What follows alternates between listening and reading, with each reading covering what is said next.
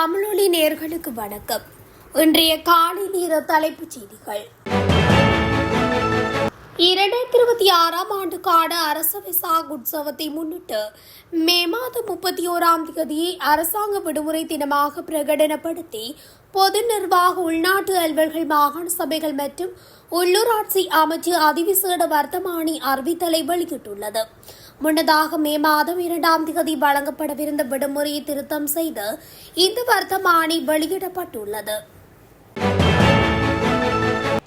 நாடு முழுவதும் பெய்து வரும் கனமழை காரணமாக ரத்தினபுரி மாவட்டத்தின் பல பகுதிகளுக்கு 2ஆம் நிலை நிலச்சரிவு எச்சரிக்கை விடுக்கப்பட்டுள்ளது. தேசிய கட்டிட ஆராய்ச்சி நிறுவனம் வெளியிட்டுள்ள இந்த எச்சரிக்கை நேற்று மாலை 4 மணி முதல் இன்று மாலை 4 மணி வரை நடைமுறை இருக்கும் வரையில் வெளியிடப்பட்டுள்ளது. அதன்படி ரத்தினபுரி மாவட்டத்தின் குறிவீட்டு ரத்தினபுரி எகலியகொட மற்றும் அயகம் பகுதிகளுக்கு 2ஆம் நிலை அம்பர் எச்சரிக்கை விடுக்கப்பட்டுள்ளது. மேலும் களுத்துறை மாவட்டத்தின் மதுகம புலட் சிங்கள பகுதிகளுக்கும் கேகாலை மாவட்டத்தின் புலட்கொகி பிடிய தெஹியுவிட்டு தெலனியகல ருவன்பிலை யட்டியந்தோட்டை பகுதிகளுக்கும் நுவரெலியா மாவட்டத்தின் அம்பகமுவ பகுதிக்கும் முதல் நிலை மஞ்சள் எச்சரிக்கை விடுக்கப்பட்டுள்ளது. நாட்டின் தென்மேற்கு பகுதிகளில் மழை வீழ்ச்சி அதிகரிக்கக்கூடும் என்று எதிர்பார்க்கப்படுவதாக வளிமண்டலவியல் திணைக்களம் தெரிவித்துள்ளது. மேல் சப்ரகமுவ மற்றும் வடமேல் மாகாணங்களிலும் காலி மாத்தறை கண்டி மற்றும் நுவரெலியா மாவட்டங்களிலும் அவ்வப்போது மழையோ அல்லது இடியுடன் கூடிய மழையோ பெய்யக்கூடிய சாத்தியம் காணப்படுகின்றது. இந்த பிரதேசங்களில் சில இடங்களில் 75 மில்லிமீட்டருக்கும் அதிகமான ஓரளவு பலத்த மழை வீழ்ச்சி எதிர்பார்க்கப்படுகின்றது. உவா மாகாணத்திலும் அம்பாறை மற்றும் மட்டக்களப்பு மாவட்டங்களிலும் சில இடங்களில் பிற்பகல் 1 மணிக்கு பின்னர் மழையோ அல்லது இடியுடன் கூடிய மழையோ பெய்யக்கூடிய சாத்தியம் காணப்படுகின்றது. நாட்டுக்கு பொருத்தமான தேர்தல் முறையொன்றை 1 வருட காலத்துக்குள் அறிமுகப்படுத்த உள்ளதாக பொது நிர்வாகம் மாகாண சபைகள் மற்றும் உள்ளூராட்சி மன்றங்கள் அமைச்சர் சந்தன அபேரத்ன தெரிவித்துள்ளார். நாடாளுமன்ற கட்டட தொகுதியில் நேற்று இடம்பெற்ற ஊடகவியலாளர் சந்திப்பில் கருத்து தெரிவிக்கும் போதே அவர் மேற்கொண்டுமாறு குறிப்பிட்டுள்ளார்.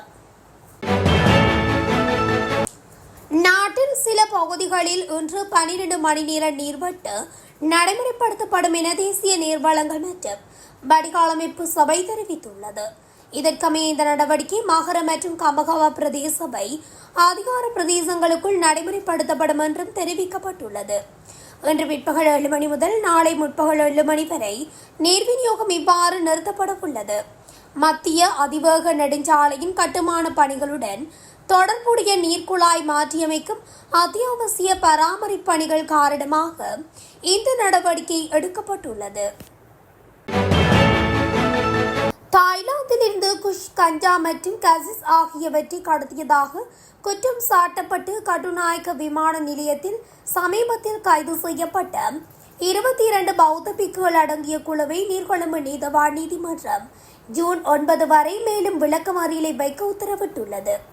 நேற்று நீர்கொழும்பு நீதிபதி சுவானி அபிசேகர முன்னிலையில் சந்தேக நபர்கள் முன்னிலைப்படுத்தப்பட்ட போதே இந்த உத்தரவு பிறப்பிக்கப்பட்டுள்ளது. மட்டக்களப்பு வாழைச்சேனை பிரதான வீதி வந்தாரமூலை மத்திய மகா வித்தியாலயத்தில் முன்பாக தனியார் பேருந்தும் சிறிய ரக லொரியொன்றும் செவ்வாய்க்கிழமை காலை 10:30 மணியளவில் நேருக்கு நேர் மோதி விபத்துக்குள்ளானதில் பேருந்து நடத்துனர் உட்பட 5 பேர் படுகாயமடைந்த நிலையில் வைத்தியசாலையில் அனுமதிக்கப்பட்டுள்ளதாக காவல்துறையினர் தெரிவித்துள்ளனர். ஆரையம்பதியில் இருந்து கதிர்வேல பிரதேசத்துக்கு பிரயாணித்த தனியார் பேருந்தும் வாழைச்சேனை பகுதியிலிருந்து மட்டக்களப்பு நோக்கி பிஸ்கட்டுகள் ஏற்றிச் சென்ற லொரியும் சித்தாண்டி வந்தாரமூலை மத்திய மகா வித்தியாலயத்துக்கு முன்னால் உள்ள பிரதான வீதி பாதசாரிகள் வீதியை கடக்கும் வெள்ளைக்கோட்டு பகுதியில் நேருக்கு நேர் மோதி விபத்துக்குள்ளாகின. எதிர்காலத்தில் எரிபொருள் விலையில் பெரிய அளவிலான அதிகரிப்பையோ அல்லது குறைப்பையோ எதிர்பார்க்க முடியாது என இலங்கை பெட்ரோலிய கூட்டுத்தாபனம் மற்றும் மொத்த முனையங்கள் நிறுவனத்தின் நிர்வாக பணிப்பாளர் மயூர நித்திகுமாரகி தெரிவித்துள்ளார். நாட்டில் தற்போது ஜூலை மாத இறுதி வரை போதுமான அளவு எரிபொருள் கையிருப்பு உள்ளதாகவும் அவர் கூறியுள்ளார். மேலும் இந்த மாதத்தின் 28 மற்றும் 31ஆம் தேதிகளில் மேலும் 2 கச்சா எண்ணெய் கப்பல்கள் நாட்டுக்கு வரவிருப்பதாக அவர் குறிப்பிட்டுள்ளார்.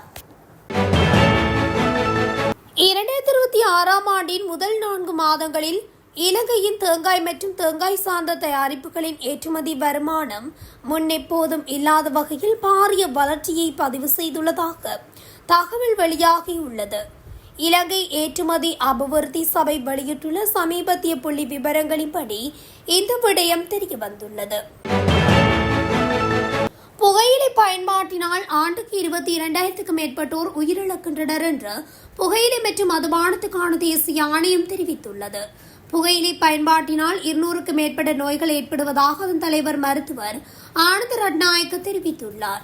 2026 ஆண்டு உலக புகையிலை எதிர்ப்பு தினத்தை முன்னிட்டு கொழும்பில் நடைபெற்ற ஊடக சந்திப்பில் பங்கேற்ற போது மருத்துவர் ஆனந்த ரட்நாயக்க இவ்வாறு தெரிவித்துள்ளார். அரசு மற்றும் தனியார் துறையினருக்கு வீட்டில் இருந்து பணியாற்றும் முறையை அறிமுகப்படுத்த அரசாங்கம் பரிசீலித்து வருவதாக தகவல் வெளியாகியுள்ளது. டீசல் உள்ளிட்ட எரிபொருள் பயன்பாட்டை குறைப்பது, அவற்றை சேமிப்பதற்காக அவசர தேவை அரசாங்கத்துக்கு எழுந்துள்ளதாக தெரிவிக்கப்படுகின்றது. இந்நிலையில் உலகளாவிய ரீதியில் நிலவும் பதற்றமான சூழ்நிலைகள் காரணமாக இந்தியா உள்ளிட்ட பல நாடுகளில் வீட்டிலிருந்து வேலை செய்யும் உத்தி பரவலாக பயன்படுத்தப்பட்டு வருகிறது. இலங்கையில் 4 நாள் வேலை வார முறைமை அறிமுகப்படுத்துமாறு பல்வேறு தரப்பினரிடமிருந்தும் கோரிக்கைகள் விடுக்கப்பட்டுள்ளதாக தொழிலமைச்சின் செயலாளர் SM பியதுச தெரிவித்துள்ளார். நெல் சந்தைப்படுத்தல் சபை விவசாயிகளிடமிருந்து கொள்வனவு செய்யப்பட்ட சுமார் 1,15,000 மெட்ரிக் டன் நெல் தற்போது சபையின் களஞ்சிய சாலைகளில் சேமித்து வைக்கப்பட்டுள்ளதாக தெரிவிக்கப்பட்டுள்ளது. எதிர்வரும் சிறுபோக பருவத்தில் விவசாயிகளிடமிருந்து நெல்லை கொள்வனவு செய்வதற்கு தேவையான களஞ்சிய வசதிகளையும் நிதியையும் உறுதிப்படுத்தும் நோக்கில் இந்த நெல் இருப்பின் ஒரு பகுதியை விற்பனை செய்வதற்கு அரசாங்கம் தீர்மானித்துள்ளது. அதன்படி தேவையான பாதுகாப்பு இருப்பை மாத்திரம் களஞ்சிய சாலைகளில் வைத்துக் கொண்டு ஏனைய நெல் இருப்புகளை சந்தைக்கு விடுவதற்கான நடவடிக்கைகள் முன்னெடுக்கப்பட உள்ளதாக தெரிவிக்கப்படுகிறது. முல்லைத்தீவு மாவட்டத்தின் முல்லைத்தீவு சுகாதார வைத்திய அதிகாரி பணிமனைக்குட்பட்ட முல்லைத்தீவு பொது சந்தைக்கு அருகில் சுகாதார விதிமுறைகளை மீறி செயற்பட்ட 2 உணவகங்களுக்கு எதிராக பொது சுகாதார பரிசோதகர்கள் அதிரடி நடவடிக்கையை மேற்கொண்டுள்ளனர். ஜனவரி 1 முதல் மே 24 வரையிலான காலப்பகுதியில் மொத்தம் 99,32,000 சுற்றுலா பயணிகள் நாட்டுக்கு வருகை தந்துள்ளனர். குறித்த விடயத்தை இலங்கை சுற்றுலா அபிவிருத்தி அதிகார சபை தெரிவித்துள்ளது. கட்டுநாயக்க விமான நிலையத்தில் குஷ்டக போதைப்பொருளுடன் ஒருவர் கைது செய்யப்பட்டுள்ளதாக போலீசார் தெரிவித்தனர். தாய்லாந்தின் பாங்காக் நகரில் இருந்து இலங்கை வந்தடைந்த 24 வயதுடைய கமகா போதியைச் சேர்ந்த நபரை இவ்வாறு கைது செய்யப்பட்டுள்ளார். சந்தேக நபரின் பயணப்போதையை சோதனையிட்ட போது 19 பாக்கெட்டுகளில் மறைந்து வைக்கப்பட்டிருந்த 8.365 கிலோகிராம் குஷ் போதைப் பொருள் மீட்கப்பட்டுள்ளது.